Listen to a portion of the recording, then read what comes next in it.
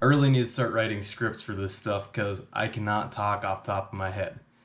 Anyways, this is 91 Octane. Welcome back.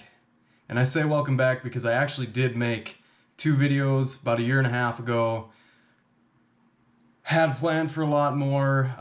Long story short, the time between then and now, pretty crazy. Everybody knows. Don't need to recap that.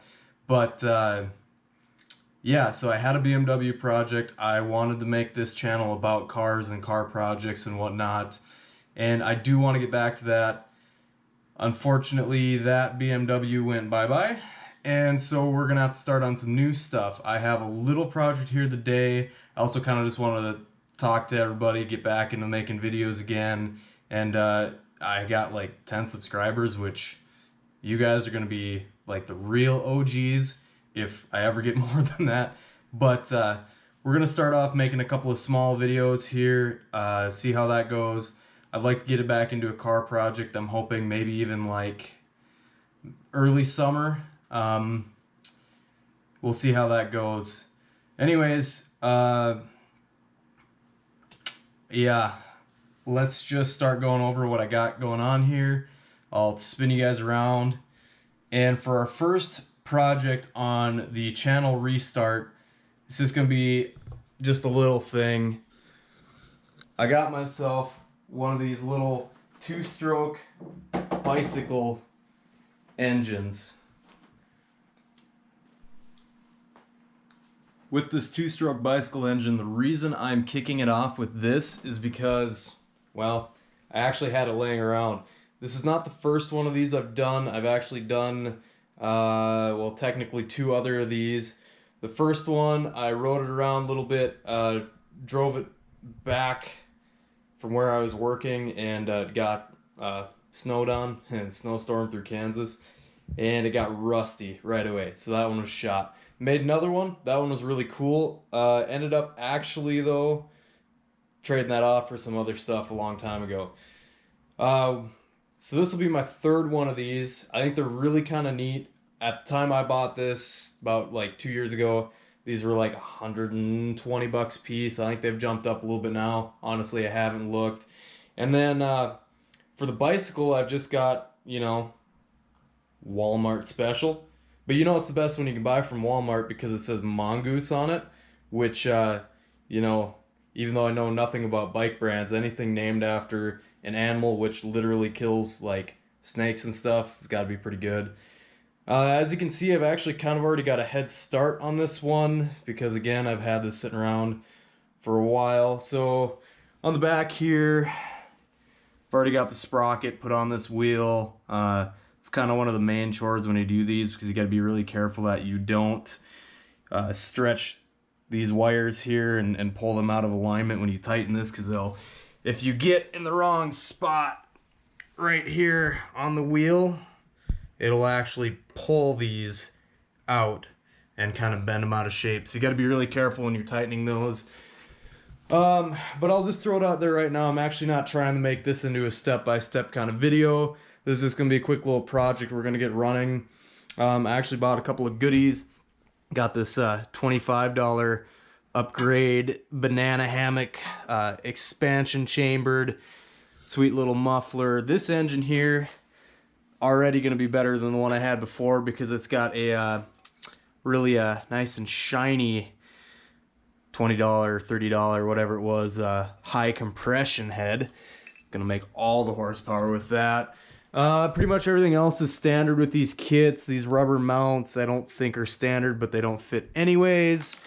The only other upgrade piece I got, which is in a bag right now, but this is a little spring-loaded chain, like roller idler deal that actually bolts onto the engine, which should hopefully keep me from throwing a chain into my leg, which would be awesome. Only other things with this thing, I've got a carburetor here. These kits come with pretty much everything you need to put them in together. The reason this carburetor looks the way it does is because it actually came off one of my older engines. I have no idea where the carb from this engine kit went. So that's really cool. Yeah, and then I've got the only other little trick piece, reach around and grab this, Right here, this looks like any other brake lever for, you know, these bicycle cable brakes, but this one has 2 slots on one handle, which means when you pull this handle, you're going to be pulling both the front and the rear brakes, which is nice so that you're not doing stoppies or, you know, going over the handlebars. Clutch handle here, they work as intended. It's a clutch cable to the engine, great. This one I've already went and put the speedometer on it. These are chintzy. I really doubt it's going to be accurate, but the reason I got it is because it has an odometer on it, and I kind of want to see a rough guesstimate of how many miles I put on this thing. The idea is to make this thing, really doesn't matter about speed or anything like that, but they're really cool because they're super gas efficient, and I travel a lot for work. I drive to my job sites, and then it's cool to have this thing or something like this in the back of the truck, so you just want to run around town or whatever when you're done with work. Yeah, it's kind of neat. And it's kind of a fun little project. So I am going to start by getting the engine mounted to the frame. I'll go over a couple little things as I go. Like I said, definitely not going to be a step-by-step or anything like that, but I hope you follow along. I think this thing will be kind of cool when it's done. When we get it all... Alright everybody, just want to give a quick little update on how the progress is going. We're getting the motor mounted right now, which is kind of like the second main step after you get the sprocket on. Running into a little bit of an issue with this bike. 2 of them, I'll run through them here. So first thing, I'm a little worried about when I get all the pieces for the carburetor and the throttle cable. We might have to do some shifting around to try and make that throttle cable miss the frame, because that goes straight down into this carburetor. We'll figure that out as we go. On the back side, I've got the engine actually mounted with rubber mounts on this one, which is something I've never done before. Hoping that makes a little bit of a difference, because these really like to rattle when they're just solid mounted to the frame. So I'm hoping that will make a pretty big difference. To do that, I had a couple of sets of these black rubber mounts. The thing with these are, on the inside of the motor, this like nub doesn't fit in there. It's actually flat, so I had to take a saw and cut one of these off to fit up against the actual case. And then this other one I just left the way it is so that it fits this nice curve of the little strapping piece here to lock it all down. So there's rubber on both sides, and I'm really hoping that kind of helps the vibration. The main thing though, and I guess this is common with a lot of these bikes, but this tube, your main down tube on the bike, is actually a 2-inch tube on this bike, and these motors are built for whatever the metric size of like about 1 5/8 is. As you can see by the shape of the this frame right here, it's got a smaller diameter than the actual tube, so you can't just mount that directly up. You actually have to take the studs out. And then I know they sell this piece, this like plate with a U-bolt setup. They sell that on Amazon or anywhere. They're super cheap, but I didn't want to wait for one to come in the mail, so I just found a little piece of like 1/8 inch aluminum. Let's see if I can get a good shot.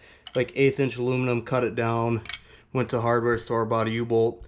Now the only problem we have to fix with this is where my U-bolt's coming through. We're actually hitting the case before I can get it all the way tight. So I'm just gonna go ahead and cut this short, and I'll be right back once we get that all done. All right, I gotta cut this U-bolt down here. I'm gonna end up cutting about 3/4 of an inch off this. What I like to do, if you can, I already put a nut on here, and I'll actually screw that down past that 3/4 of an inch. So all I've got to cut this with is this angle grinder. And sometimes I can mess up the threads if you don't get it right.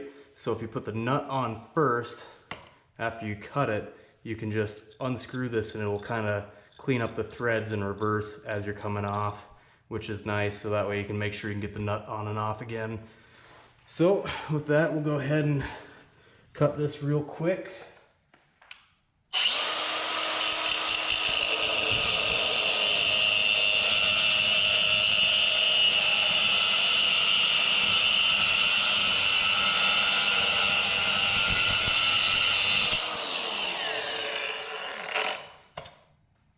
Probably not the best on my floor, but that is cut. My GoPro will stay. So now I can just go ahead and unscrew that nut. Even if the threads are all messed up like that, you can just unthread it and it will clean itself right up so you can get it on and off. I'll clean that up in a minute. All right, everybody. All right, quick reminder. Don't try this at home without the proper PPE. Wear safety glasses, gloves, you know the drill. Anyways, I'll show you where I'm at now. On the bike, I have got the engine fully mounted. It's all tight, doesn't move anywhere. That's my wall, don't worry about it. And shake the whole bike with it. I went ahead and I put in this little roller tensioner for the chain because I didn't want to have to do it later. And I've never used one of these either, and this looks like it's going to be pretty slick. I was a little worried after the reviews saying that it doesn't have a lot of spring tension, which I'll try that out when I actually start riding this. But it seems to be stiffer than I thought it was going to be from what everyone was saying. So that's pretty awesome. Got that on there. Ended up having to cut the stud on this back mount just a little bit to clear for the bolt to pivot there, and everything fits all nice and tidy. Got the exhaust on. Looks nice, except for it kind of butts up on the frame right here. So hopefully that doesn't rattle my teeth out. I tried putting an extra little exhaust gasket in there to space it out, but I might have to do something else with that. We will save that for a later date though. This little cable right here, that's actually for the gear selector for the back derailleur. I'm hoping that doesn't cause an issue, but it's got an engine, so you know, if I only got one gear, that's fine. Alright, so I know I was gonna make this one video originally, get everything done and hopefully get to take this thing for a rip, but due to Minnesota being Minnesota and the weather being bad, also this video is getting a little bit long because I'm rambling, so I'm gonna go ahead and make this actually a two-part video. And if you want to see the second part, which I hope you do, go ahead and subscribe and give this thing a like if you like what I got going on here. Hopefully once we get to the second part, take it down the road and kind of show you what this thing can do, and we'll go from there. Thanks everybody.